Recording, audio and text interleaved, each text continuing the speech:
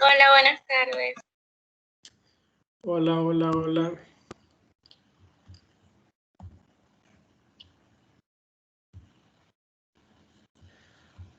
¿Se está compartiendo pantalla? Sí. Sí, se está compartiendo. Ya, chévere.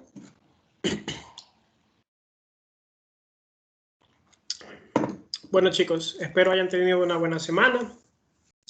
Y por lo que tengo entendido, esta semana que han visto en Morfomacro han sido los temas de vías descendentes y lesiones medulares, para concluir médula espinal. Así que en esta clase de repaso vamos a ver estos temas: vías descendentes, la piramidal y la extrapiramidal, y lo que corresponde a lesiones medulares. Si alguien tiene alguna pregunta durante el transcurso de la clase, me lo hace saber sin ningún problema, me puede interrumpir y responderé a las preguntas. Bueno, ¿alguien sabe por qué la vía piramidal lleva el nombre de vía piramidal?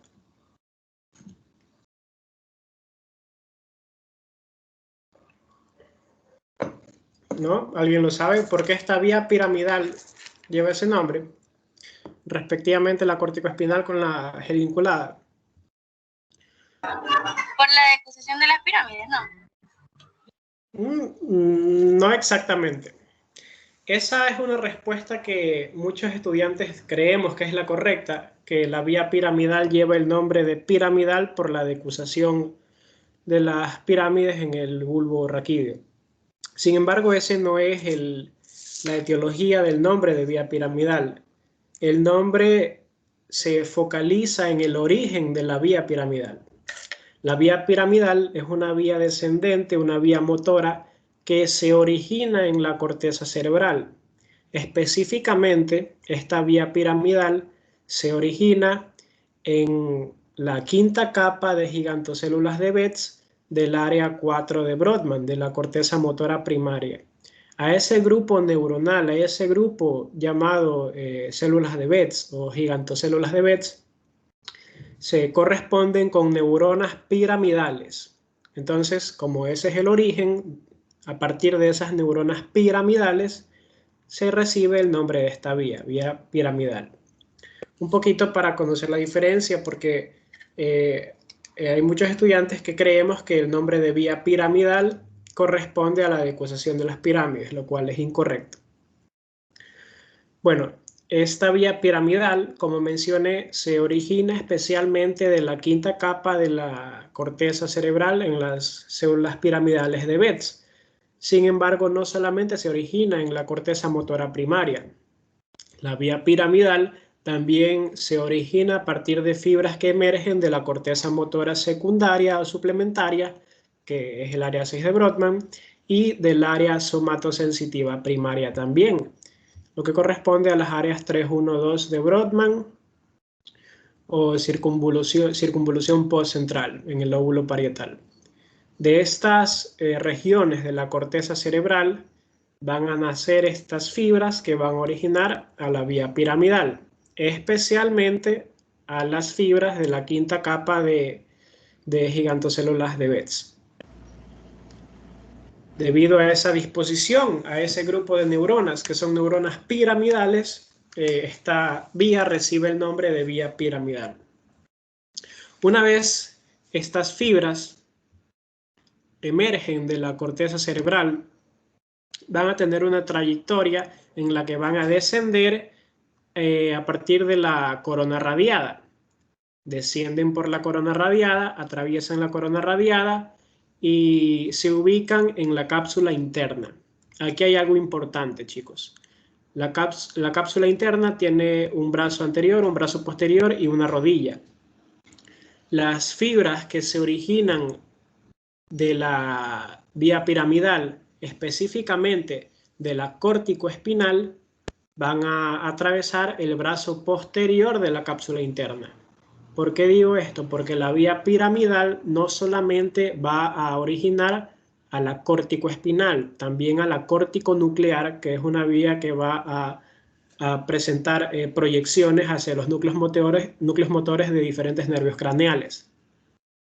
Entonces, la vía córtico-espinal pasa en el brazo posterior de la cápsula interna, a diferencia de la vía geniculada o córtico-nuclear que pasa por la rodilla de la cápsula interna. Una diferencia muy importante que hay que tener en cuenta.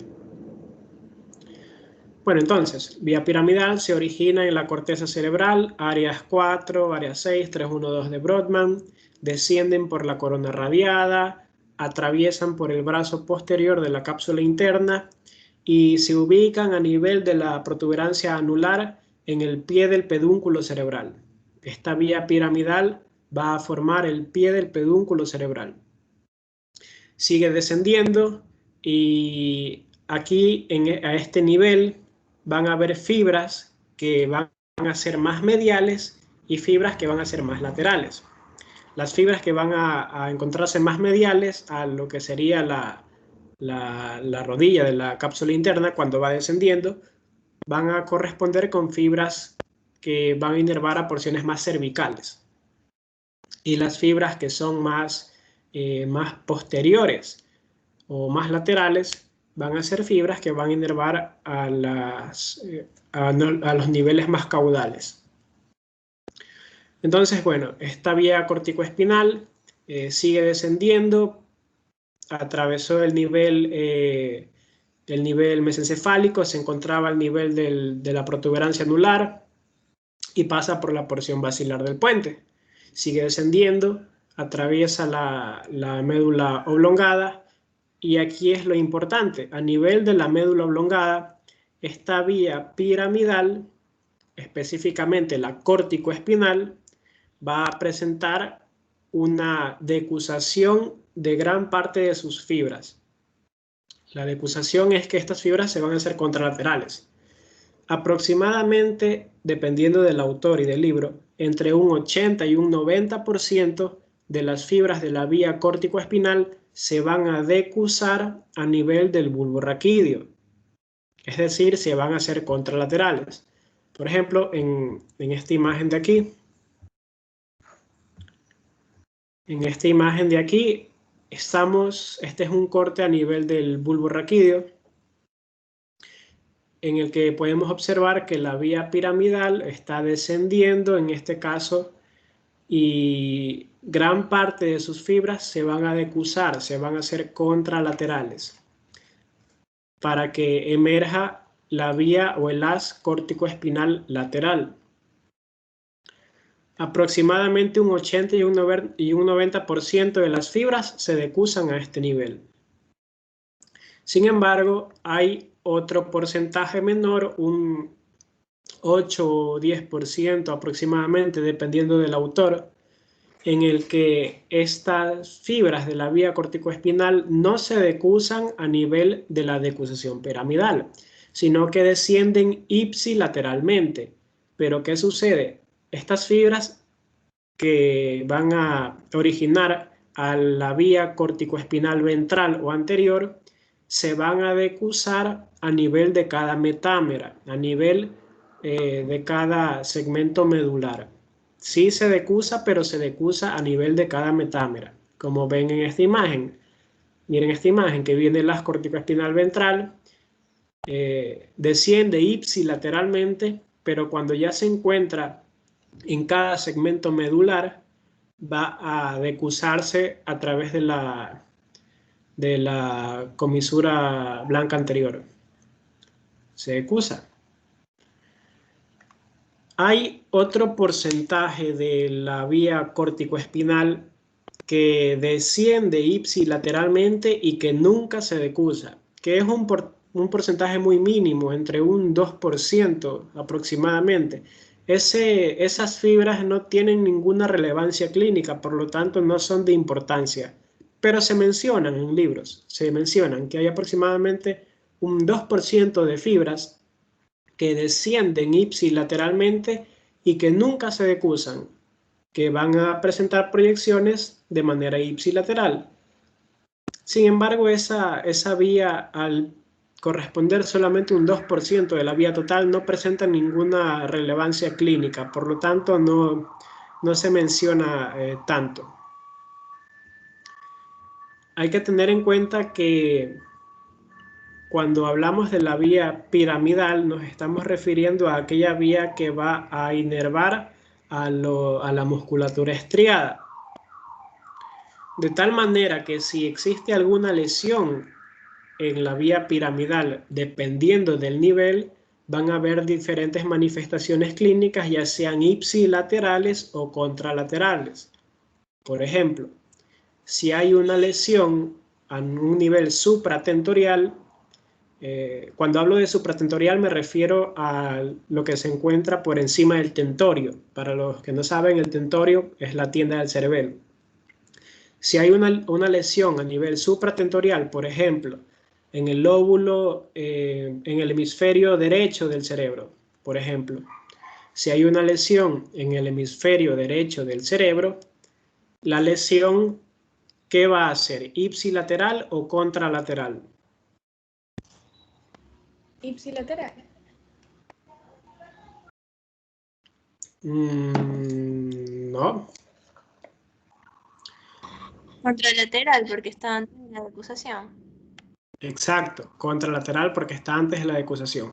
Si la lesión es antes de la decusación, la manifestación clínica va a ser contralateral. ¿Por qué? Porque si yo me lesiono el hemisferio derecho del cerebro, esas fibras que se originan en el hemisferio derecho se van a decusar hacia la parte izquierda del cuerpo.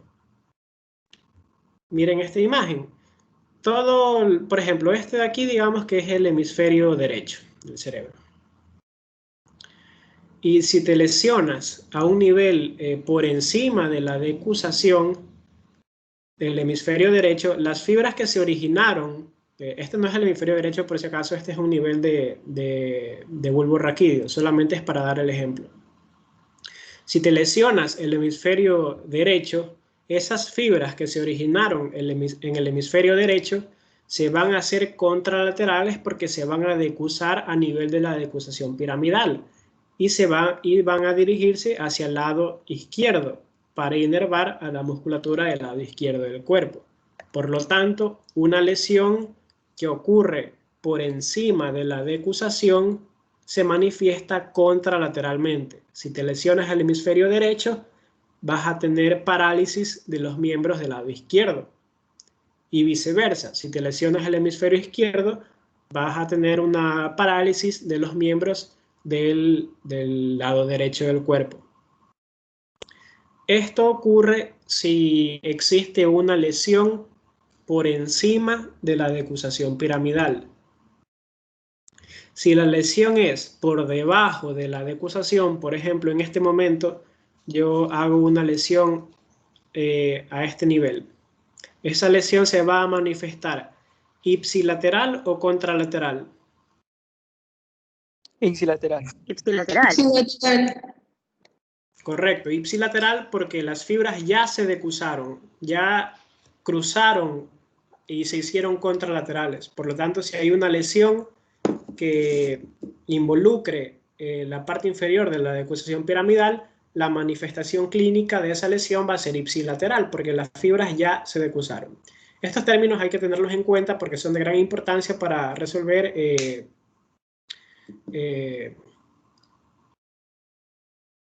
todo tipo de casos clínicos. Así que chicos, vía córtico-espinal se origina en la corteza cerebral, especialmente en la quinta capa de gigantocélulas de Betz ubicadas en el área 4 de Brodmann, en la corteza motora primaria, pero también hay contribución de la corteza motora suplementaria y del área somatosensitiva primaria. Las fibras descienden por la corona radiada. En el caso de la vía córtico-espinal, pasa por el brazo posterior de la cápsula interna, sigue descendiendo a nivel mesocefálico, luego forma el pie del pedúnculo cerebral, se encuentra a un nivel pontino, pasa a la porción basilar del puente y a nivel de la médula oblongada va a presentar la decusación de la vía piramidal. Decusación que corresponde a un 80-90% de fibras que se van a decusar, un 8 a 10% más o menos, dependiendo del autor, de fibras que descienden ipsilateralmente, pero se decusan a nivel de cada metámera, sí se decusan, pero a nivel de cada metámera, y un porcentaje que es insignificante para la clínica, que muchas veces ni se menciona, pero es correspondiente a un 2% de fibras corticoespinales que descienden ipsilateralmente y nunca se decusan. Sin embargo, no hay manifestación clínica si se lesiona específicamente esta vía directa. También Tengo hay una un pregunta. componente. ¿Cómo? Sí, dime. ¿Qué estructuras pasan por el brazo anterior de la cápsula interna? Por el brazo anterior de la cápsula interna van a pasar ciertas fibras extrapiramidales, pero no es de gran importancia. Lo que sí es de importancia son el brazo posterior y la rodilla. Eso sí es de suma importancia, porque es a partir de estas porciones de la cápsula interna donde vamos a poder diferenciar si está descendiendo la vía córtico-espinal o la vía córtico-nuclear. Esas porciones de la cápsula interna, la porción posterior y la rodilla, son las que debemos de tener en cuenta en todo momento.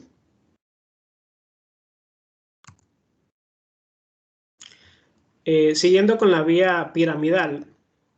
La vía piramidal, a medida que va descendiendo por el tronco encefálico, va a tener proyecciones hacia los núcleos motores de ciertos nervios craneales.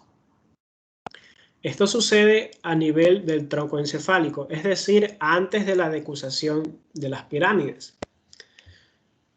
Es básicamente lo mismo que hemos mencionado, vía piramidal que se origina en la corteza cerebral, específicamente en la quinta capa de gigantocélulas piramidales de Betz, ubicadas en el área motora primaria. También hay contribución del área motora suplementaria y del área somatosensitiva primaria. Las fibras descienden por la corona radiada y en el caso de la vía córtico-nuclear desciende por la rodilla de la cápsula interna. Esa es la diferencia. La vía córtico-nuclear desciende por la rodilla y la vía córtico-espinal desciende por el brazo posterior. Entonces, la vía córtico-nuclear desciende por la rodilla de la cápsula interna y cuando se encuentra a un nivel de tronco encefálico va a tener proyecciones hacia ciertos núcleos motores de los nervios craneales. Cuando está en un nivel mesencefálico, esta vía va a proyectar hacia el núcleo del tercer par craneal del lóculo motor y del cuarto par craneal, del patético o troclear. Disculpa, ¿podrás repetir la última parte? Es que se me fue el internet un ratito. ¿Hasta dónde escuchaste? Hasta que estabas explicando de lo que descendían de la corteza. De la vía córtico-nuclear. Ajá. Ah, ya, sí, claro, te repito. La vía córtico-nuclear tiene el mismo origen que la vía córtico-espinal. Es la misma vía piramidal, es específicamente la misma vía piramidal, pero que tiene proyecciones a nivel del tronco encefálico. Entonces, esta vía córtico-nuclear, al pertenecer a la vía piramidal como tal, se va a originar a sí mismo especialmente de la quinta capa de gigantocélulas piramidales de Betz. También hay contribución del área motora suplementaria y del área somatosensitiva primaria, es decir, esta vía se origina de las áreas 4 de Brodmann, de las áreas 6 de Brodmann y de las áreas 3-1-2 de Brodmann. La vía desciende por la corona radiada y la diferencia de la córtico-nuclear con la córtico-espinal es que la córtico-nuclear desciende por la rodilla de la cápsula interna, a diferencia de la córtico-espinal que desciende por el brazo posterior. Entonces, la córtico-nuclear desciende por la rodilla de la cápsula interna y a nivel del tronco encefálico va a tener proyecciones hacia los núcleos motores de distintos nervios craneales. obviamente esto es por encima de la decusación piramidal, porque nos estamos refiriendo al tronco encefálico como tal, al tronco encefálico, especialmente a lo que sería al mesencéfalo, al puente y a la médula oblongada. Recordando que al nivel caudal, al tercio inferior de la médula oblongada, es donde ocurre la decusación piramidal. Por lo tanto, las proyecciones que tiene esta vía córtico-nuclear o vía geniculada son por encima de la decusación piramidal. A nivel mesencefálico, van a haber proyecciones hacia los núcleos motores del tercer par y del cuarto par, del oculomotor y del patético troclear. A nivel de la protuberancia anular, van a haber proyecciones hacia el núcleo motor del trigémino, al abducens y al facial. Recordando que son proyecciones motoras, no sensitivas, todas estas son motoras. Y esta vía sigue descendiendo y cuando se encuentra a nivel de la médula oblongada, va a dar proyecciones al núcleo ambiguo. El núcleo ambiguo es un conglomerado de células neuronales que van a originar a las fibras motoras de los núcleos de los pares craneales glosofaríngeo, el vago y el accesorio. Además de que también la vía corticonuclear va a presentar proyecciones al hipogloso. Entonces, es importante que tengan en cuenta la vía corticonuclear porque, como hemos mencionado, va a presentar proyecciones motoras a distintos nervios craneales. Por lo tanto, si la vía corticonuclear se ve afectada, se van a ver afectados los nervios craneales. Todos estos nervios también entran en contacto, obviamente, con la formación reticular. La formación reticular la veremos, creo que en segundo parcial, pero corresponde a una serie de neuronas que se encuentran a nivel del tronco encefálico que se van a encargar de inhibir y de regular ciertas funciones motoras. Miren, chicos, aquí yo les puse unas placas de distintos niveles de la médula espinal para que ustedes puedan diferenciar que la vía córtico-espinal tiene diferente volumen dependiendo de la ubicación o del nivel medular. Por ejemplo, este corte de aquí, esta placa, corresponde a un nivel cervical alto. La vía corticoespinal lateral desciende por el cordón blanco lateral de la médula espinal. Se encuentra a este nivel y pueden darse cuenta que tiene cierto volumen porque estamos a un nivel cervical y en los niveles cervicales y torácicos superiores es donde se va a originar los nervios que van a inervar a los miembros superiores a partir del plexo braquial. Entonces, dense cuenta que esta vía corticoespinal lateral se encuentra lateral al cordón blanco medular. A diferencia de este corte de acá que tenemos, que corresponde a un nivel torácico bajo o alto, chicos. ¿Quién me lo dice? Alto. ¿Por qué alto? Porque tiene forma trilobular. Porque tiene, no te entendí bien, disculpe. Porque tiene forma trilobular. Sí, tiene esa forma, pero también ¿por qué más? ¿Por qué no puede ser torácico? Porque está Burdach, correcto. Está el fascículo de Burdach. Importante, ya lo deben de saber, que a partir de T6 es donde se origina el fascículo de Burdach y donde aparece el tabique intermedio posterior. Se pueden dar cuenta que en este nivel torácico alto hay también gran volumen de la vía corticoespinal lateral para dar inervación a los miembros superiores. Por lo tanto, el volumen es mayor. Y en esta placa de acá, ¿a qué nivel corresponde? ¿Alguien lo sabe? Sacro, nivel sacro. Sí, este es un nivel sacro, correcto. Y se dan cuenta de que la vía corticoespinal lateral tiene un volumen disminuido porque pues, a un nivel sacro ya no va a haber necesidad de inervar o de prestar proyecciones a tanta musculatura estriada como en el caso de un nivel torácico alto o un nivel cervical. La vía corticoespinal ventral se encontraría a este nivel y bueno, para que puedan diferenciar un poco. ¿Alguien tiene alguna pregunta hasta este momento?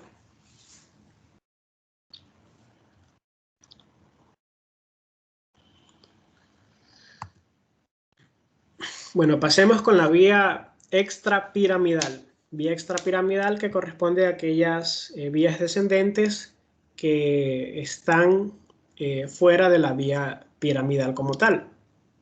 La vía extrapiramidal se corresponde por distintos haces de neuronas que van a cumplir una función motora en ciertos segmentos. Por ejemplo, el haz tectoespinal es un haz que va a cumplir una función en el reflejo oculocefalogiro. Reflejo oculocefalogiro que en este caso del haz tectoespinal se corresponde con el tubérculo cuadrigémino superior. Esta vía tectoespinal se origina a nivel mesencefálico, en el tectum, chicos, en el techo del mesencéfalo. Por eso se llama tectoespinal, por tectum. Específicamente, esta vía se origina en el tubérculo cuadrigémino superior. Tubérculo cuadrigémino superior es lo mismo que decir colículo superior, ¿de acuerdo? ¿Y qué es el colículo superior? Es una estructura que se encuentra a nivel mesencefálico y que cumple funciones visuales, a diferencia del colículo inferior que cumple funciones auditivas. Entonces, esta vía se origina en el tubérculo cuadrigémino superior, desciende y rodea la sustancia gris pericoeductal que se encuentra a nivel mesencefálico y se encuentra, se decusa a nivel de la decusación tegmentaria dorsal, chicos. Entonces, esto es a nivel mesencefálico, ¿de acuerdo? Sustancia gris pericoeductal, la decusación tegmentaria a nivel mesencefálico, sigue descendiendo la vía y desciende junto con el fascículo longitudinal medial. Se encuentran juntitos, por así decirlo. A medida que va descendiendo esta vía, cuando ya se encuentra en un nivel medular, se encuentra ubicada cerca de la fisura media anterior, chicos. Miren aquí, si ven esta pastillita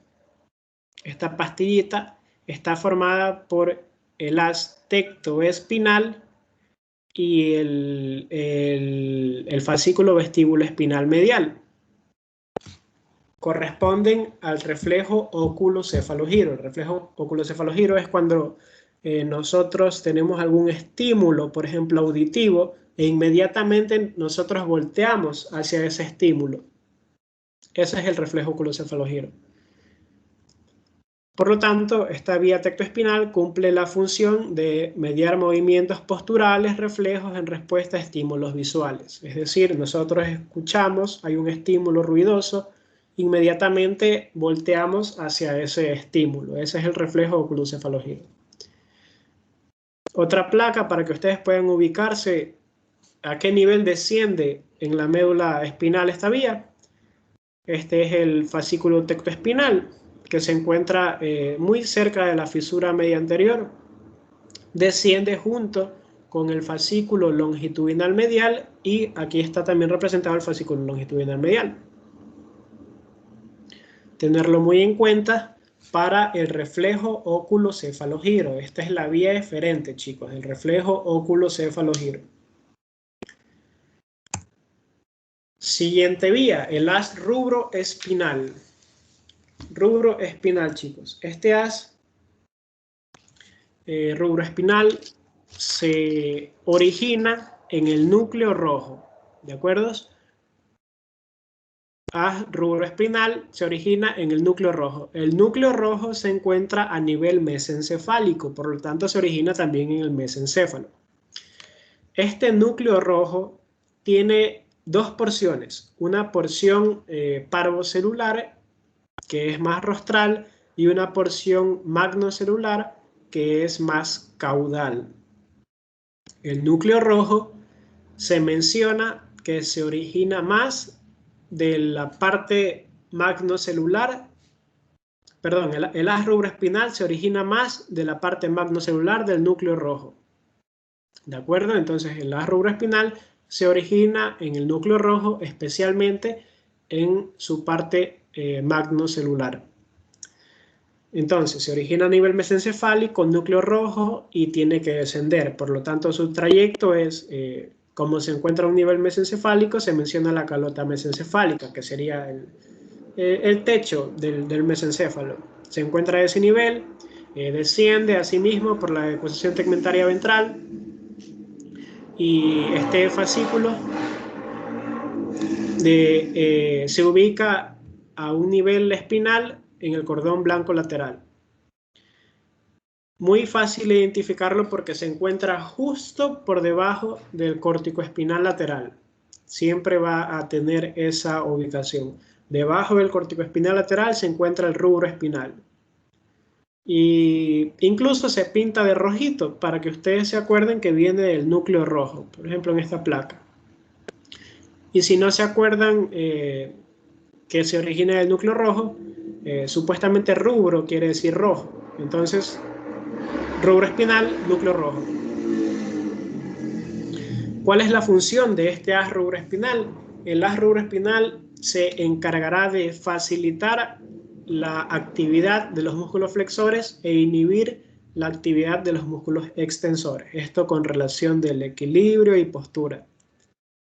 Hay un haz que le lleva la contradictoria al haz rubroespinal, que sería el haz vestíbulo espinal, especialmente el lateral. ¿Alguien tiene alguna pregunta hasta este momento?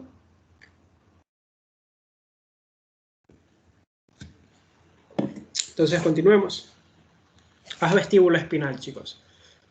Hay dos vestíbulos espinales, lateral y ventral. El vestíbulo espinal, el haz vestíbulo espinal generalmente se origina a partir de los núcleos vestibulares que se encuentran a nivel del tronco encefálico. En el caso del haz vestíbulo espinal lateral, se origina del núcleo vestíbulo espinal lateral. Y en el caso del haz vestíbulo espinal ventral, se origina del núcleo vestíbulo espinal ventral. Estos núcleos vestibulares van a recibir aferencias del cerebelo y de los nervios vestibulares. Reciben aferencias. Por lo tanto, al recibir estas eferencias del nervio vestibular, del cerebelo, va a tener una función en la que va a permitir la conservación del equilibrio y de la postura. El trayecto de este haz vestíbulo espinal va a hacer que desciende sin presentar decusación por la médula oblongada, médula espinal, para ubicarse en el cordón blanco anterior de la médula espinal. Y la función de este haz vestíbulo espinal es la contraria al haz rubroespinal. Si el haz rubroespinal se encargaba de facilitar a los flexores, el vestíbulo espinal se encargará de facilitar a los extensores y de inhibir a los flexores. Esta función cumple para mantener un buen equilibrio. Facilita, en el caso del vestíbulo espinal, facilita los extensores e inhibe los flexores para el mantenimiento y la conservación del equilibrio. Miren esta imagen, chicos. Aquí se puede ver que este sería un núcleo vestibular y el núcleo vestibular está recibiendo proyecciones del cerebelo y también recibe proyecciones del nervio vestibular. Y a partir de este núcleo vestibular, que se encuentra en el tronco encefálico, emerge el haz vestíbulo espinal, en este caso el vestíbulo espinal lateral. Desciende ipsilateralmente y cumple funciones para el mantenimiento y la conservación del equilibrio. ¿Alguna pregunta hasta ese momento?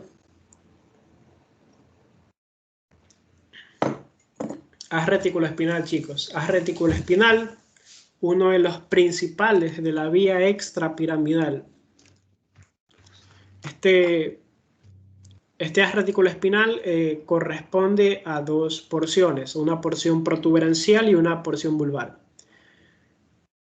Antes les había mencionado que hay un conglomerado neuronal que se encuentra en el tronco encefálico llamado formación reticular. La formación reticular es un grupo de neuronas en el tronco encefálico que va a cumplir funciones de modulación, de inhibición, en respuesta a estímulos, al equilibrio, a postura y demás. A partir de esa sustancia reticular van a haber núcleos reticulares, ya sean a nivel de la protuberancia anular o a nivel del bulbo raquídeo. Esos núcleos reticulares van a tener proyecciones para originar a los haces retículo espinal protuberancial y el haz retículo espinal vulvar. La diferencia de estos haces es que en el caso del haz retículo espinal protuberancial va a ser ipsilateral y en el caso del haz retículo espinal vulvar va a ser tanto ipsilateral como contralateral. Se va a cruzar parcialmente. Sin embargo, el retículo espinal vulvar es más ipsilateral, pero también se decusa en cierta parte. ¿Y qué función cumple este haz retículo espinal? Cumple funciones debido a originarse a partir de la sustancia reticular, cumple funciones que se van a encargar de intervenir en el movimiento y la actividad refleja. ¿Por qué? Porque la sustancia reticular se encargará de modular y de inhibir el movimiento y para la conservación tanto de la marcha, del equilibrio y demás. Esto gracias a la actividad que tienen tanto las motoneuronas alfa, que sabemos que son extrafusales, como las motoneuronas gamma, que son intrafusales. Entonces, este haz reticuloespinal cumple la función de intervenir en movimientos voluntarios y actividad refleja. Podemos ver esta imagen, chicos. Todo esto corresponde a formación reticular en el tronco encefálico. A partir de esta formación reticular van a haber estos núcleos reticulares que van a presentar estas proyecciones para originar a los haces reticuloespinales protuberancial, que es ipsilateral, y vulvar, que es parcialmente cruzado. Estos haces que van a cumplir funciones de modulación, de inhibición para el mantenimiento de la actividad refleja y postural. ¿Alguien tiene una pregunta acerca de este haz?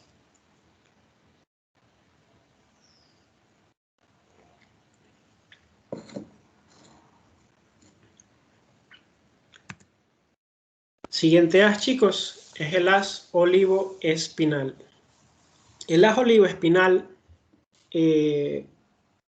no se lo menciona mucho. No se lo menciona mucho porque a día de hoy no se sabe de si de verdad existe o no.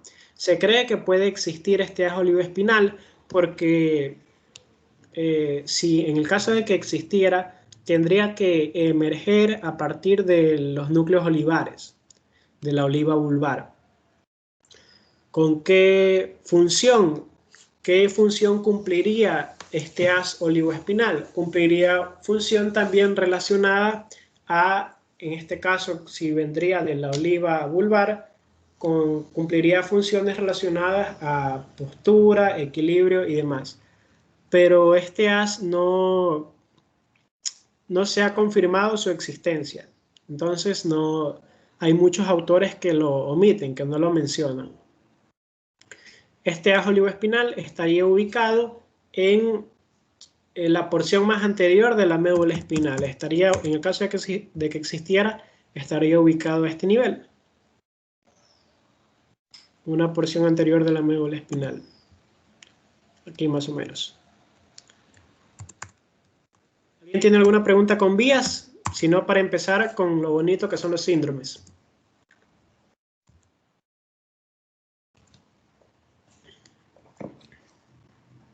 A ver, chicos, empecemos con síndromes. Aquí viene todo lo bonito. Vamos a diferenciar primero los síndromes de motoneurona superior y de motoneurona inferior. Cuando hablamos de motoneurona superior, nos estamos refiriendo a aquellas neuronas que se originan a partir de la corteza cerebral y que se van a proyectar a nivel del tronco encefálico, ya sea por la vía corticonuclear o que desciende por la médula oblongada por la vía corticoespinal. Estas neuronas son las neuronas superiores, ¿de acuerdo? La primera neurona, las que se originan en la corteza. Y las neuronas inferiores son las neuronas que se van a encontrar en el asta anterior de la sustancia gris medular y que se van a proyectar hacia los nervios periféricos, ¿de acuerdo? Entonces, las motoneuronas superiores son las que se originan de la corteza cerebral y siguen su trayecto por la médula espinal, y la motoneurona inferior es la que entra en contacto en la sustancia gris medular en el asta anterior de la médula espinal. Entonces, diferenciar bien. No sé si aquí tengo alguna imagen para que diferencien bien, pero bueno, lo repetiré nuevamente para que no se confundan. Motoneurona superior es la motoneurona que se origina en la corteza cerebral y que sigue presentando proyecciones a un nivel de la médula espinal.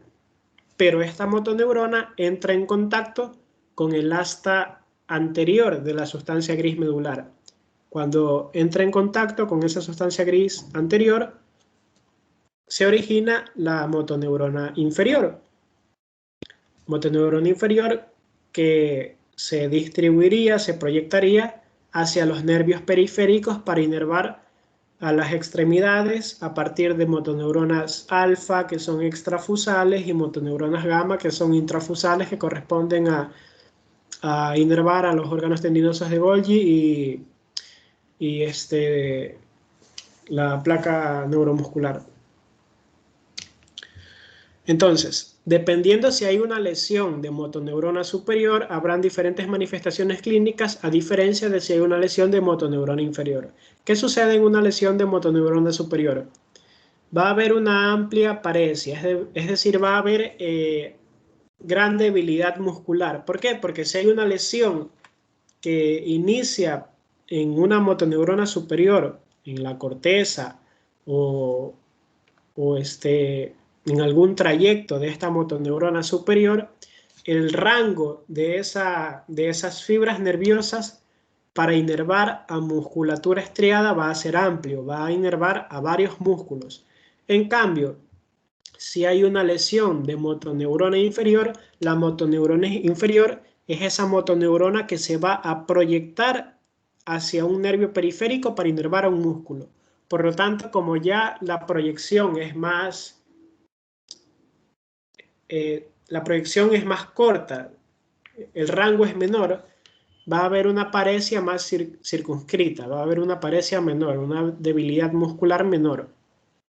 No es lo mismo una lesión en la corteza que va a presentar dificultad a grandes grupos musculares a una lesión en un nervio periférico que solamente va a resultar afectado el músculo al que se encuentre inervando ese nervio. ¿Ya? ¿Se entiende, verdad? Los siguientes son los reflejos. ¿Qué sucede en una lesión de motoneurona superior? Habrá hiperreflexia, a diferencia de una lesión de motoneurona inferior donde hay hiporreflexia. ¿Por qué hay hiperreflexia en una neurona motora superior? La neurona motora superior es aquella motoneurona que va a modular a la inferior. La superior va a controlar a la inferior. De tal manera que si mi neurona motora superior se halla afectada, la inferior no va a tener un control, Por lo tanto, habrá hiperreflexia, pero esto sucede después. ¿Qué sucede al principio cuando inicia la lesión? Supongamos que, imagínense la médula espinal en este momento. La médula espinal que está recibiendo fibras fibras eferentes que vienen de arriba de la corteza y que en la sustancia gris anterior, en el cuerno anterior, esas neuronas motoras se van a proyectar para el nervio raquídeo. ¿Ya? Las que vienen de arriba es la motoneurona superior y las neuronas que se proyectan, que ya salen de la médula espinal para el nervio raquídeo, es la neurona motora inferior. Si la neurona motora superior se lesiona, la neurona motora inferior no va a tener esa señal, ese impulso nervioso. Se va a quedar sin esa señal, sin ese impulso. Por lo tanto, al principio habrá hiporreflexia. Al principio, en una lesión de motoneurona superior. No quiero que se confundan, por eso préstenme mucha atención. Al principio, en una lesión de motoneurona superior, habrá hiporreflexia. ¿Por qué? Porque esa neurona motora superior se halló lesionada, por lo tanto, la inferior no va a tener esa señal nerviosa.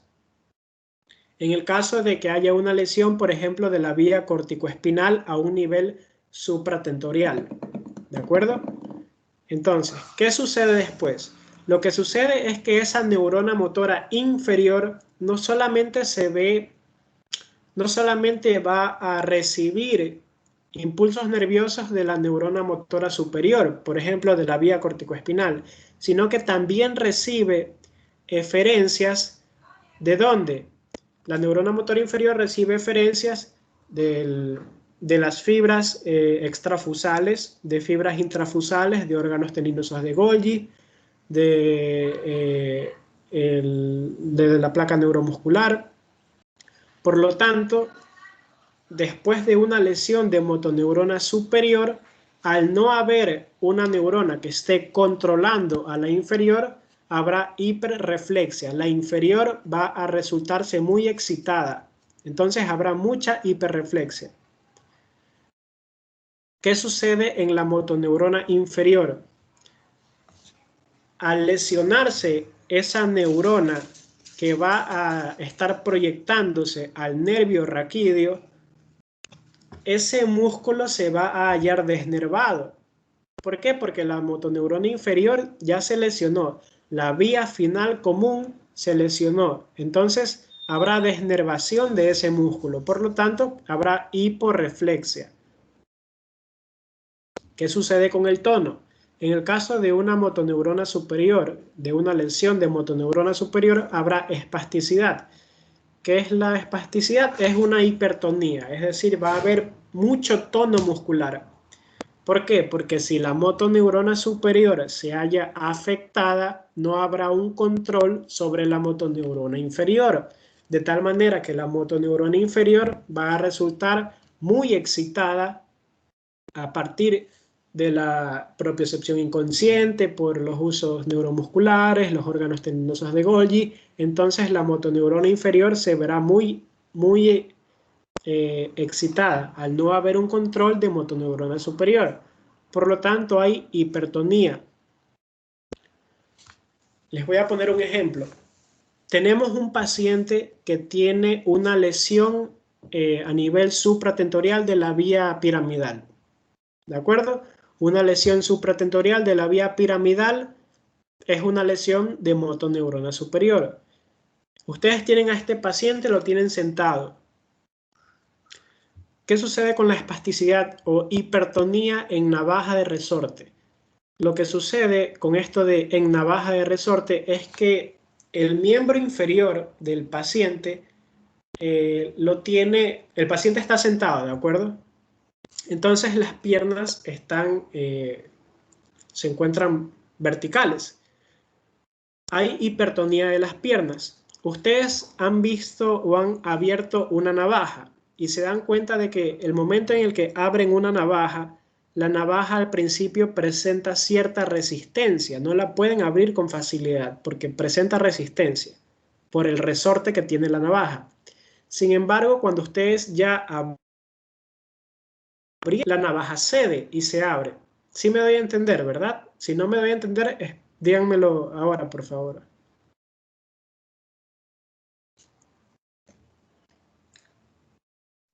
Sí se entiende. Ya, perfecto. Entonces, imagínense una navaja simple. Cuando ustedes abren la navaja ofrece cierta resistencia, no la pueden abrir con facilidad. Pero cuando ya la abrieron lo suficiente, la navaja cede y se abre completamente. Ese es lo que se le llama navaja de resorte. Lo que sucede con la pierna del paciente que tiene una lesión a nivel supratentorial de la vía piramidal es que cuando ustedes intentan extender la pierna del paciente, la pierna va a ofrecer resistencia por la hipertonía. La pierna no va a ceder. Tienen que extenderla con fuerza. De tal manera que llega un momento en el que la han extendido lo suficiente que la pierna va a ceder. Esa es la hipertonía de una lesión de motoneurona superior. ¿Por qué en una lesión de motoneurona inferior hay hipotonía? Es decir, no hay tono. ¿Por qué? Porque básicamente esa fibra nerviosa de la vía final común se haya lesionada, el músculo se hallará desnervado. Entonces, el músculo no está recibiendo inervación porque la vía final común se halla lesionada. Por lo tanto, hay hipotonía. ¿Qué sucede en el signo de Babinski? El signo de Babinski, para los que no lo sepan, es un signo neurológico, semiológico, en el que se evalúa la respuesta plantar flexora del pie, chicos. Este es un estímulo a la región plantar del pie.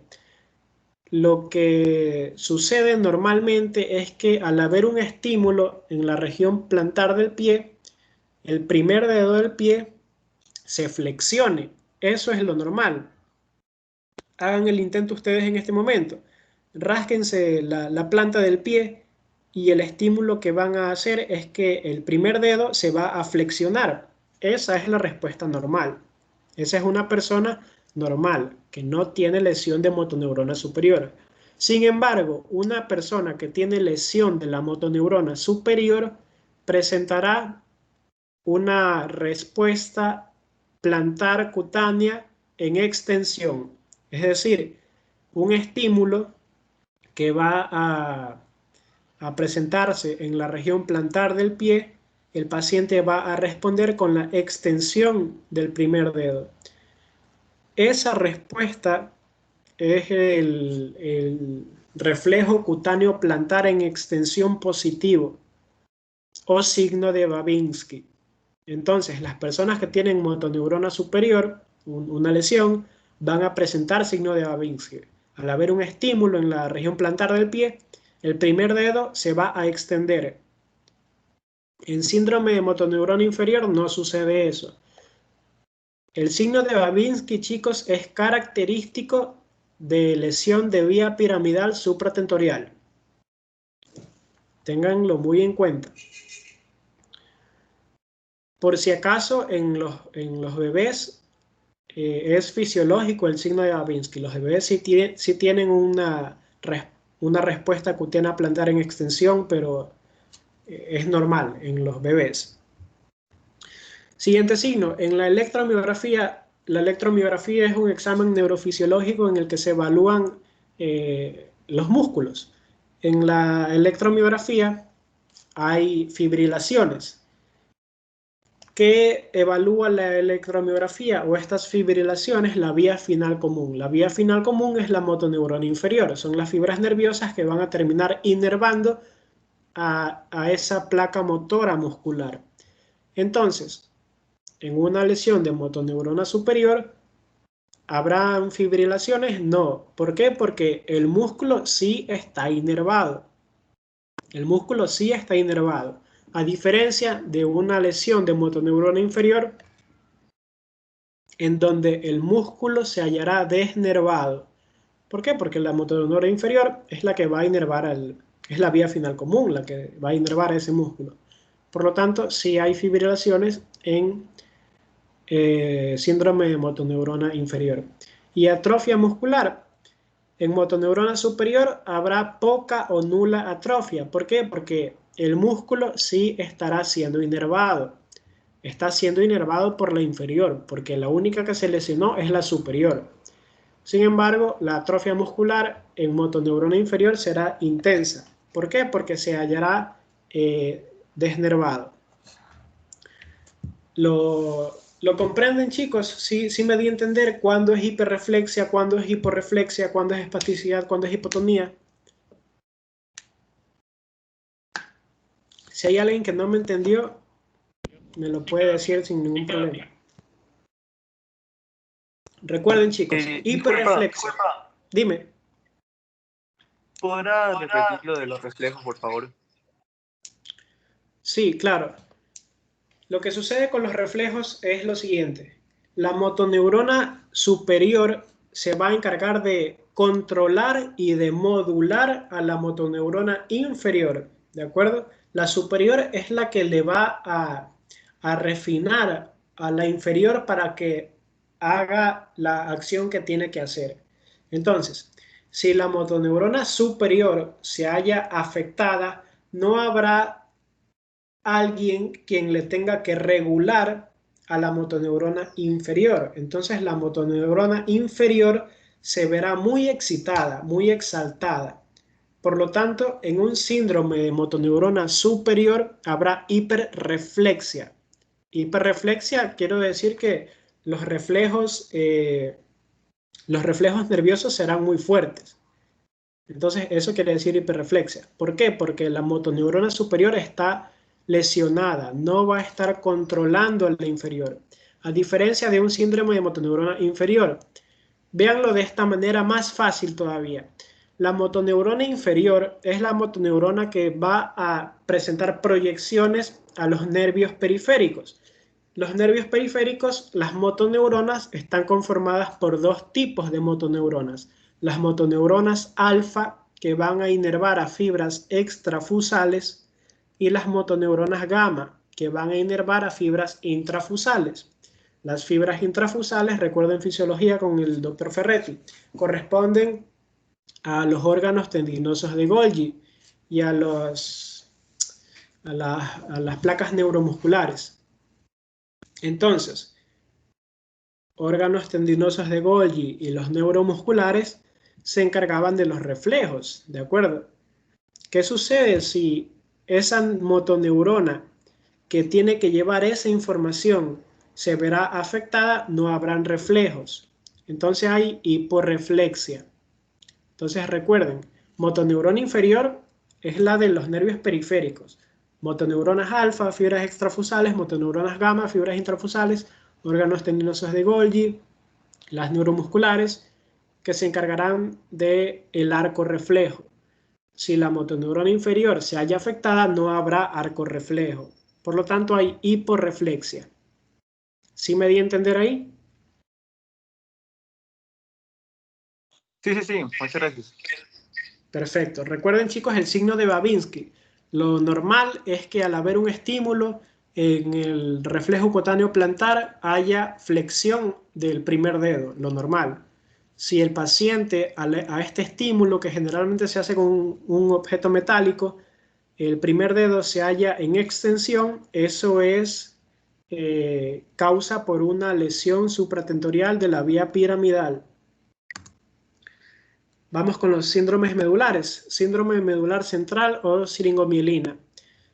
La siringomielina es un quiste que se forma en el canal central de la médula espinal. Por ejemplo, aquí ustedes pueden ver este quiste. ¿Qué sucede con este quiste? Sucede que va a obliterar a las fibras nerviosas que se hallen en la parte central de la médula espinal. ¿Por qué las estructuras afectadas corresponden al espino cerebeloso ventral, al espino talámico ventral y al espino talámico lateral? Si el espino cerebeloso ventral se halla acá y el espino talámico ventral y lateral se hallan por acá. ¿Por qué se afectan, chicos? ¿Quién me lo dice? Si la lesión es en un nivel central. ¿Alguien lo sabe? ¿Por qué? Se decusan al mismo nivel. Entonces tiene Exacto. que cruzar la fila.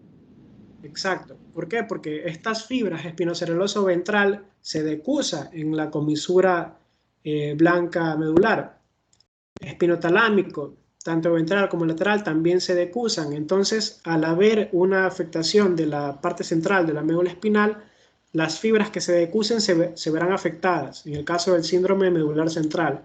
Si se afecta el espinocerebeloso, ya sabemos que el espinocerebeloso se encarga de la propiocepción inconsciente. Por lo tanto, habrá pérdida de propiocepción inconsciente.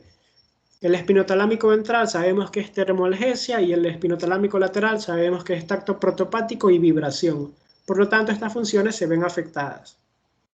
Esto sucede en el síndrome medular central o siringomielina.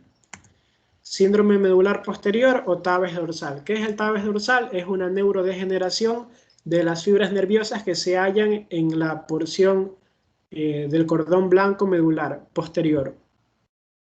Entonces, todo el cordón blanco medular posterior se halla afectado. ¿Y qué fibras corresponden a esa región de la médula espinal? A los fascículos de Gold y de Burdach. Gold sabemos que es para miembros inferiores y Burdach para miembros superiores. ¿Y qué función cumple? Cumple función del BTPP. El que no sabe lo que es BTPP, BTPP significa vibración, tacto epicrítico, propiocepción consciente y peso. Entonces, al haber una pérdida, una lesión a este nivel medular, habrá una pérdida de estas funciones. Hay hipobatiestesia, que es pérdida de la posición, porque hay pérdida del tacto epicrítico, y hay hipopaliestesia, que es pérdida de la sensación vibratoria. Lo mismo con Burdach. Estos pacientes que tienen una lesión del cordón posterior en la sustancia blanca medular presentan ataxia sensitiva. La ataxia sensitiva se caracteriza por marcha en tándem. Y estas personas presentan signo de Romberg positivo. ¿Qué es el signo de Romberg? Tú le pides al paciente que se mantenga en bipedestación con las extremidades inferiores paralelas y con los ojos ya sean abiertos o cerrados. Y le pides a esta persona que ejerza la marcha. La persona se va a caer de lado. Ese es el signo de Romberg positivo. ¿Por qué la persona se cae de lado? ¿Por qué hay marcha atáxica cuando hay una lesión del tabes dorsal? Recuerden que la vía somatosensitiva del lemnisco medial del cordón posterior es una vía que le va a dar a tu lóbulo parietal una imagen de las porciones de tu cuerpo en el espacio. Ténganlo en cuenta, esta vía del lemnisco medial es importante porque permite que tu cerebro sea consciente de las posiciones y de las porciones de tu cuerpo. Las personas que tienen marcha atáxica son, al haber una afectación de la función del BTPP, estas personas no son, su cerebro no es consciente de las porciones de su cuerpo. Por lo tanto, estas personas tienen que mantener los ojos abiertos y tienen que dar pasos a manera de zancadas para poder ejercer la marcha, si no se caen.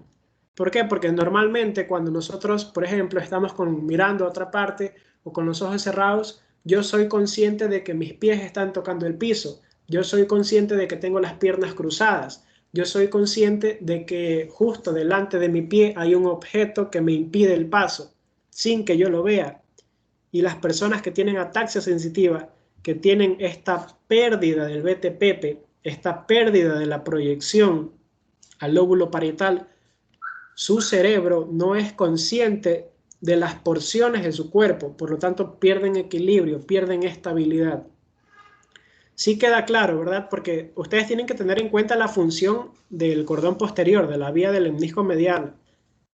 La vía del lemnisco medial le otorga a tu lóbulo parietal una imagen de las porciones de tu cuerpo en el espacio. Si esa función se halla afectada, tu cerebro no es consciente de las porciones de tu cuerpo. Entonces las personas que tienen un síndrome medular posterior donde se ve afectada esta función del BTPP, el cerebro de esas personas no tiene la propiocepción consciente, no es consciente de cada una de las partes de su cuerpo. Por lo tanto, la persona, si no ve dónde está caminando, se cae. ¿Sí queda claro, chicos? ¿Podrías repetir lo que es BTPP? O sea, Sí, las ya letras. te lo explico. Claro, el BTPP es una mnemotecnia que utilizamos los estudiantes para describir la función que cumple el cordón posterior. El BTPP no está escrito en los libros, nada. Solamente es una mnemotecnia que hemos creado nosotros para recordar la función. A mí el BTPP me lo enseñó el doctor Félix. Y es una mnemotecnia muy buena porque te permite recordar que la B corresponde a vibración, la T corresponde a tacto epicrítico, la P corresponde a propiocepción consciente y la otra P corresponde a peso. Entonces tú dices vete Pepe y te acuerdas de todas las funciones que cumple el lemnisco medial: vibración, tacto epicrítico, propiocepción consciente y peso.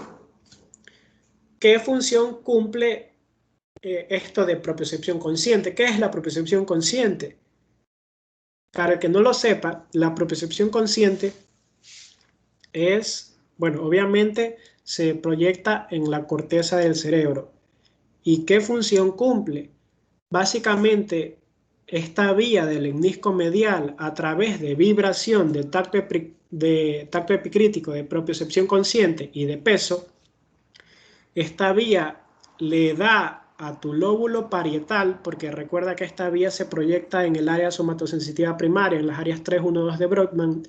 Esta vía le da a tu lóbulo parietal una imagen de las porciones de tu cuerpo en el espacio. ¿A qué me refiero? Me refiero a que en este momento yo estoy sentado y yo soy consciente de que estoy sentado. En este momento yo tengo las piernas cruzadas. Y sin que yo lo vea, yo soy consciente de que tengo las piernas cruzadas. En este momento, yo, por ejemplo, tengo puestos mis zapatos o estoy tocando un objeto con el primer dedo de mi pie. Y yo lo sé por qué. Porque esta función me permite ser consciente de lo que estoy haciendo, sin necesidad de que yo lo vea. Por ejemplo, en este momento, yo estoy tocando los dedos de mi pie con mi cama, por ejemplo. Entonces yo soy consciente a través de esta función de lo que estoy haciendo. Esta vía le otorga a tu lóbulo parietal una imagen de cada una de las porciones de tus extremidades ubicadas en el espacio.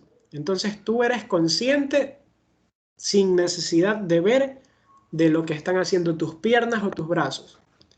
Las personas que tienen un síndrome medular posterior pierden esta función. Es decir, el lóbulo parietal de estas personas no va a ser consciente de la ubicación o de lo que está haciendo cada una de sus extremidades. De tal manera que la persona, si no se encuentra viendo en ese momento sus piernas, va a perder el equilibrio porque no va a ser consciente de que se encuentra parado, no va a ser consciente de que tiene que alzar más la pierna porque hay un escalón y demás. Estas personas que tienen tabes dorsal, que tienen marcha atáxica, necesitan aumentar su base de sustentación. Para el que no lo sepa, la base de sustentación es el ángulo en el que se encuentran las piernas en bipedestación. Entonces las personas que tienen marcha atáxica tienen que abrir más ese ángulo, tienen que abrir más las piernas y tienen que caminar viendo sus piernas y caminan a manera de zancadas. Cuando estas personas pisan, tocan el suelo, pisan de manera fuerte el suelo. ¿Por qué? Porque no son conscientes de sus extremidades, pierden el BTPP. Entonces, estas personas que tienen marcha atáxica, es característico que caminen con las piernas muy abiertas, que caminen viendo el piso y que caminen a manera de zancadas y dando fuertes pisotones en el piso, porque se pierde la propiocepción consciente. ¿Sí lo entendieron así?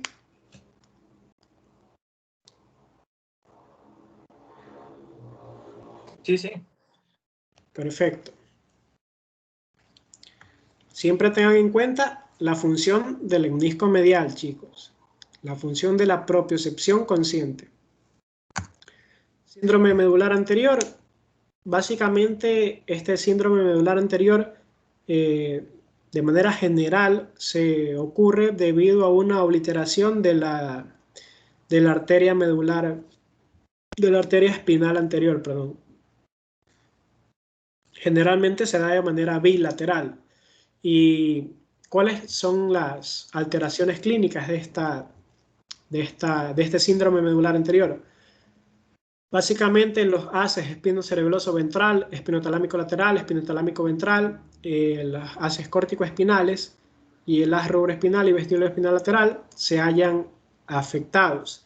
En el caso del espinocerebeloso ventral, se encuentra ubicado por acá. Obviamente se va a hallar afectado.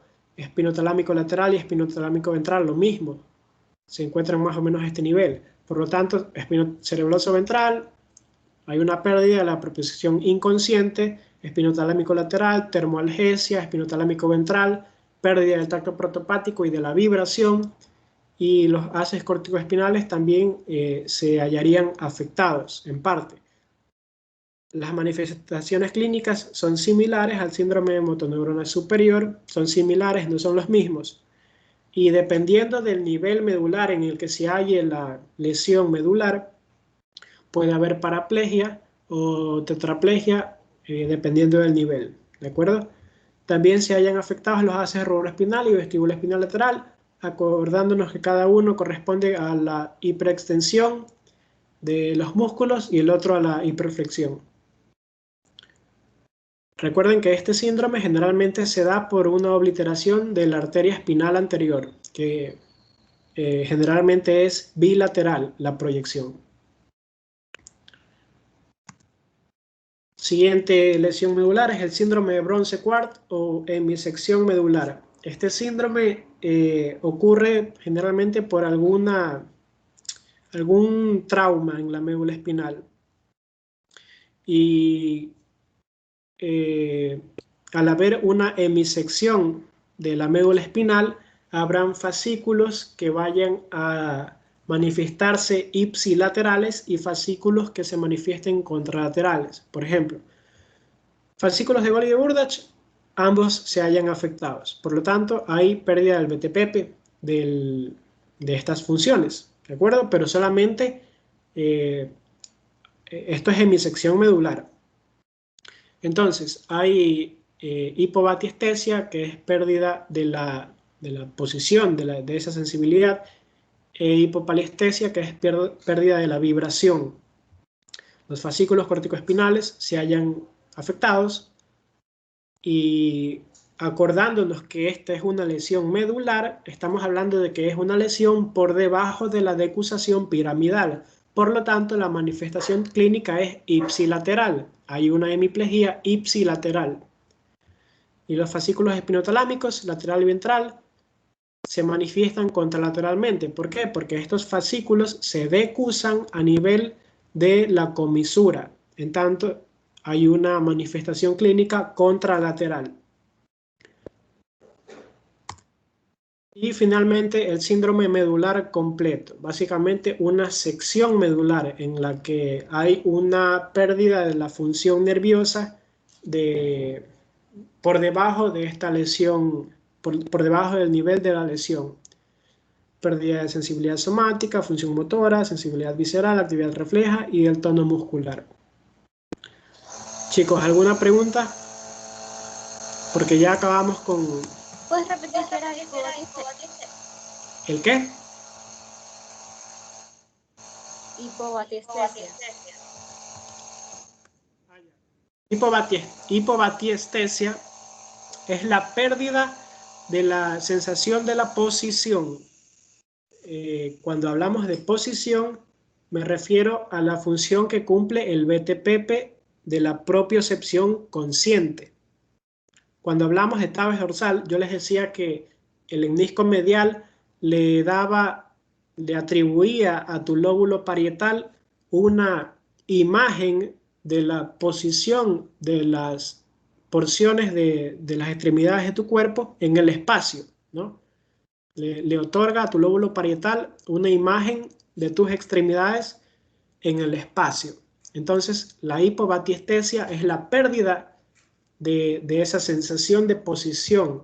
Entonces, el paciente tiene hipobatiestesia, tiene pérdida de sensación de posición, tiene pérdida de equilibrio de la sensación. Y la hipopaliestesia es la pérdida de la vibración, ¿no? La vibración, que sin más es la vibración como tal. Entonces, eso. Chicos, quiero que les quede bien claro tabes dorsal. ¿Por qué hay pérdida del BTPP y por qué en un tabes dorsal el paciente tiene marcha atáxica? Así que si no les quedó claro, lo explico nuevamente. Si tienen alguna otra pregunta, te lo explico nuevamente. Ya, Sí, mira. sí, por favor. Ya. Te lo voy a explicar con el lemnisco medial. El lemnisco medial sabemos que se origina en las áreas 312 de Brodmann. Perdón, se proyecta a las áreas 312 de Brodmann. Se proyecta, no se origina.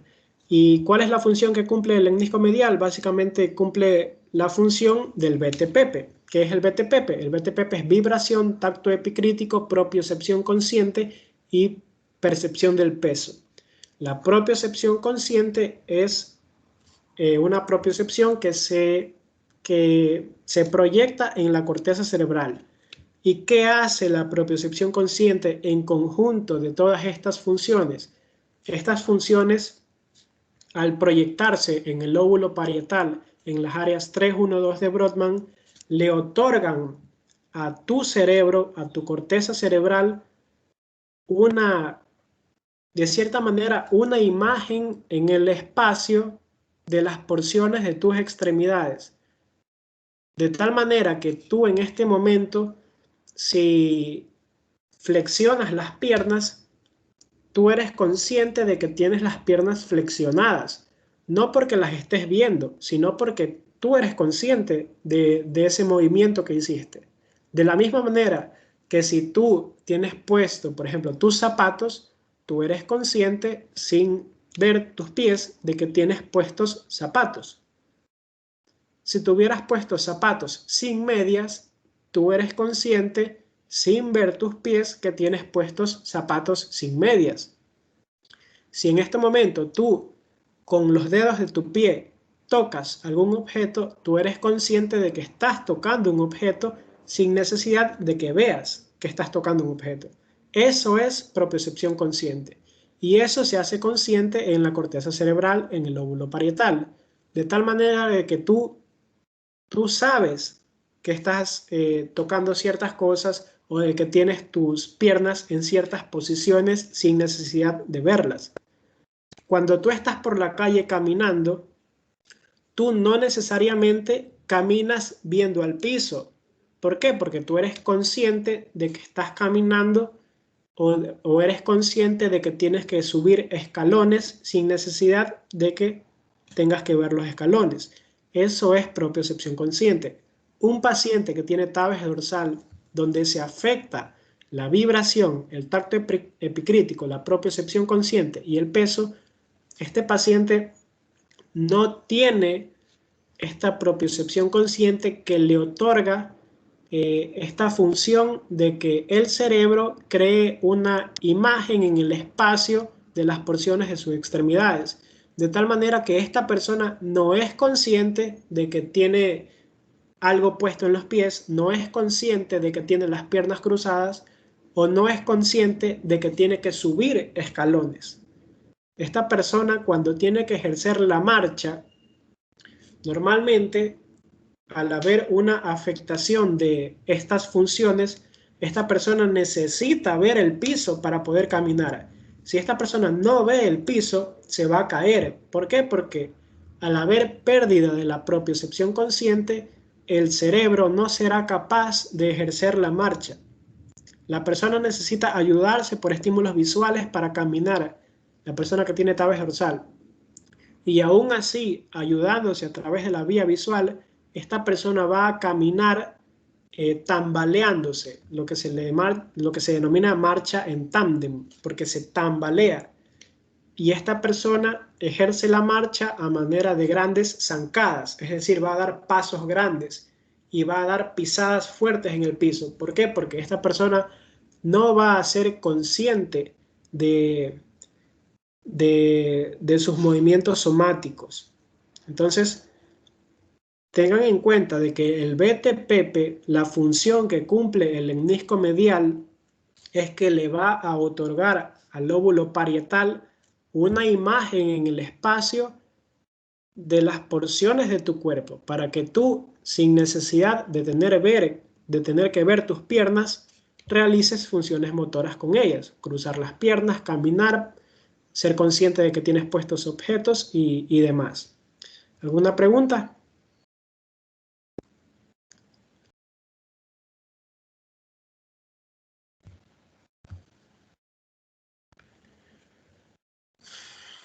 Bueno, chicos, si nadie más tiene alguna pregunta, yo espero que les haya quedado claro la clase. Por favor, tengan muy en cuenta cuándo una lesión es ipsilateral y cuándo es contralateral. Y tengan en cuenta qué funciones se pierden si hay